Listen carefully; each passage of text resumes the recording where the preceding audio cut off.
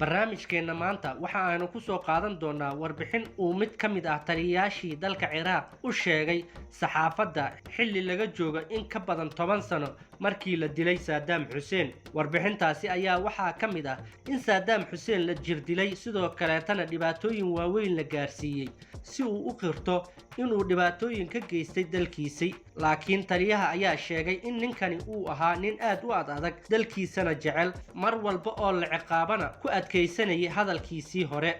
Saddam Hussein Abdulmajid al-Tigriti 1937 ayuu ku dhashay magaalada Cawja oo ku taala dalka Ciraaq una dhow magaalada Tikrit oo ku taala 200 kiiloomitir waqooyiga magaalada Baghdad ee caasimadda u ah dalka Ciraaq.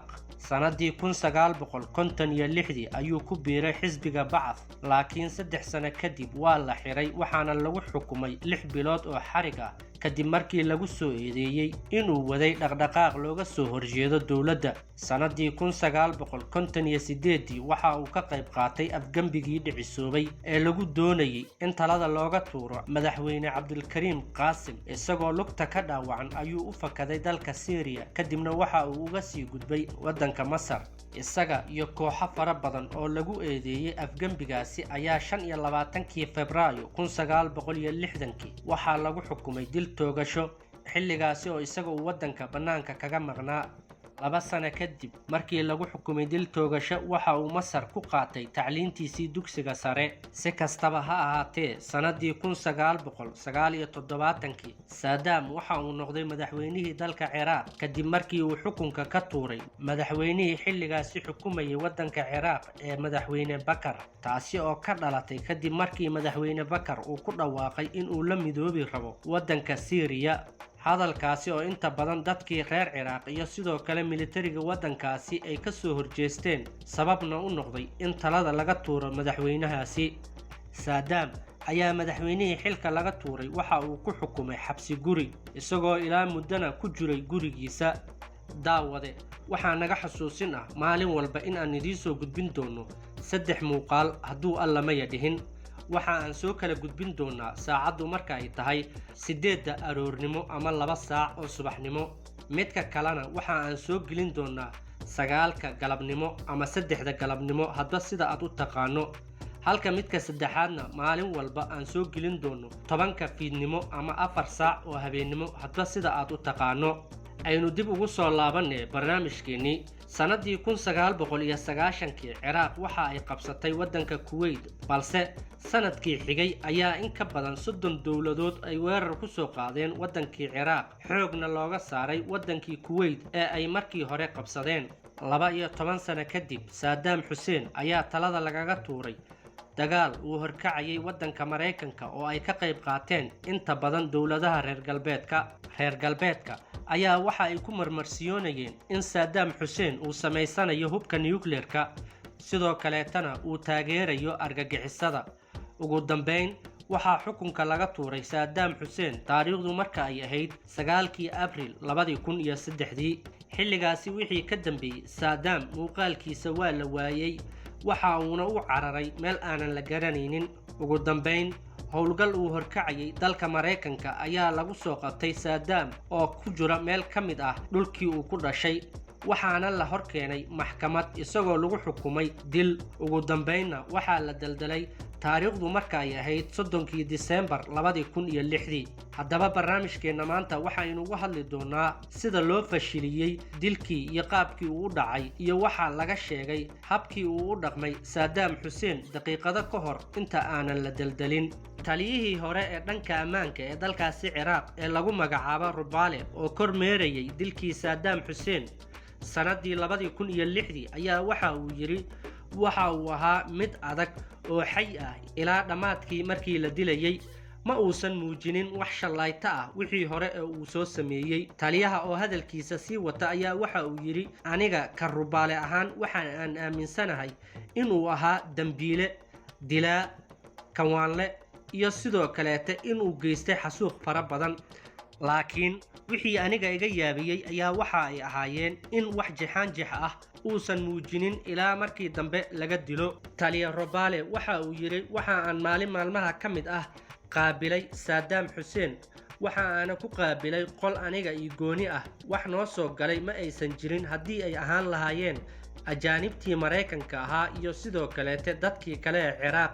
waxa aan markaasi doonayay in aan Saddam ka xaqiijisto waxa fikir ahaan uu ka qaba xukunkii isaga lagu riday iyo waxa uu ka aaminsan yahay taladii laga tuuray. balse jawaabta uu siiyay ayaa waxa ay ahayd mid maankayga markaasi ka weynaatay. waxa uuna ii sheegay in Ciraaq weligeed ay xur ahaan doonto, isagana uu ku qanacsan yahay wax walba oo markaasi Ilaah uu u qoray. isaga oo hadalkiisa sii wata ayaa waxa uu yiri taliyihii wuxuu qabay jaakad iyo shaati cad, waxa uuna ahaa mid caadi ah oo degan, kamana arkaynin wax calaamad cabsi ah oo weliba ma uusan ahayn nin ay sugayso in la daldalo. taliyaha waxa uu yiri waxa ay ahayd markii aan la kulmayay Saddam mid igu reebtay taariikh lama iloobaan ah.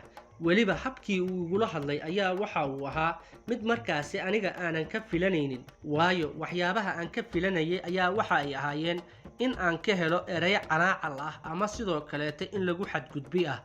laakiin isaga waxa uu ahaa nin adag oo weliba ku qanacsan wax walba oo markaasi uu wajahayay. mar aan wax ka weydiiyey waxa uu ka aaminsan yahay waxyaabihii hore ee uu soo sameeyay ayaa waxa uu yiri taliyaha Saddam waxa uu ii sheegay in uusan weligiis ka jaxanjaxaynin wixii uu soo sameeyay, haddana uu diyaar u yahay wax walba oo karaankiisa ah inuu u qabto dalkiisa. dhanka kale taliyaha waxa uu sheegay waxyaabo caalamka laga qariyay oo markaasi Mareykanka ay sameeyeen. taliyaha ayaa waxa uu sheegay in Saddam markii la soo qabtay kadib dhowr jeer la ciqaabay lana xanuujiyay, balse Saddam mar walba uu taagnaa ereyga ah anigu waxa aan ahay wadani, weligayna kama laaxanaya wadada lagu difaacayo wadankayga. waxa uu sheegay taliyaha in dhowr jeer oo hore Mareykanku ay isku dayeen in si hoose iyaga ay u ciqaabaan si uu caalamka ugu sheego in uu isaga dambiyo fara badan geystay, laakiin Saddam waa uu ka diiday arrinkaasi. waxa uuna sidoo kale taliyaha sheegay in dhowr jeer oo la ciqaabay darteed Saddam markii dambe ilkihiisa qaar ka mid ah laga bixiyay. waxa uu yiri taliyaha waxyaabaha ugu badan ee Mareykanka iyo xukunka dadkii hayay xilligaasi ay rabeen in Saddam uu qirto ayaa waxa ay ahayd dilkii 148 shiico ah oo lagu dilay dalka Ciraaq sanadku markuu ahaa 1982 magaalada Dujayl. laakiin Saddam mar walba waxa uu ku taagnaa ereyga ah anigu wax dambi ah ma aanan sameeynin. waxa uu yiri taliyaha inaga oo xitaa xilligaasi meesha joogay waxa nagashay caadifad ah habka uu ninkani wadankiisa ugu adag yahay iyo sidoo kaleete xilliga adag ee uu ku jiro oo uusan wax jaxanjax ah u muujinaynin caqabadaha markaasi isaga soo wajahayay. taliyaha waxa kale oo uu sheegay xilligii dambe ee Saddam lagu xukumay dilka in Mareykanka ay u sheegeen in la cafinayo haddii uu si public ah u sheego in uu ka dambeeyay xasuuq fara badan oo loo geystay dad ka mid ah dadkii Ciraaq. laakiin Saddam Hussein waxa uu yiri waxa aanba ku faraxsanahay dilka, waayo waxa aan ka tagayaa dhul cadaalad darro ah iyo sidoo kaleete dad damiirkoodii wada gatay. ugu dambeyn taliyaha waxa uu yiri waxaan aniga shakhsi ahaan i'tiqaadsanahay in Saddam Hussein laga gardarnaa, walow markaasi la xukumayay ee aan meesha joogay anigu aan aaminsanaa inuu dambi leeyahay. laakiin waxa maanta dhacaya iyo sidoo kaleete waxa uu maanta Mareykanka caalamka ka sameynaya marka aan arkay waxa aan aaminsanahay Saddam Hussein inuu ahaa ninka kaliya ee maanta wadamada muslimiinta ah wax la qaban karo, sidoo kaleetana reer galbeedka ay ka cabsan lahaayeen. taliyaha ayaa ugu dambeyn hadalkiisii waxa uu ku soo gabagabeeyay waxa naga mid ah kuwa damiirkooda gadanaya sidoo kaleetana reer galbeedka u hoggaansan. waxa uu yiri maalinkii koowaad waxa duulaan lagu qaaday wadanka Afghanistan xilligaasi oo caalamka muslimiinta ay indhaha ka daawanayeen. Saddam Hussein uu ka mid ahaa caalamkii indhaha ka daawanayay wixii laga geysanayay dalka Afghanistan. waxa sidoo kale ku xigay ayuu yiri dalalka kala ah Ciraaq iyo Liibiya. maantana wadamada reer galbeedka waxa ay mindida u afaysanayaan wadanka Iran oo ay doonayaan inay ka dhigaan sida Ciraaq, Liibiya iyo Afghanistan ay ka yeeleen. taliyahan ayaa waxa uu ka codsaday muslimiinta caalamka inay isku duubni muujiyaan wax walba oo looga hortagi kara caqabadaha muslimiinta haystana ay ka fikiraan.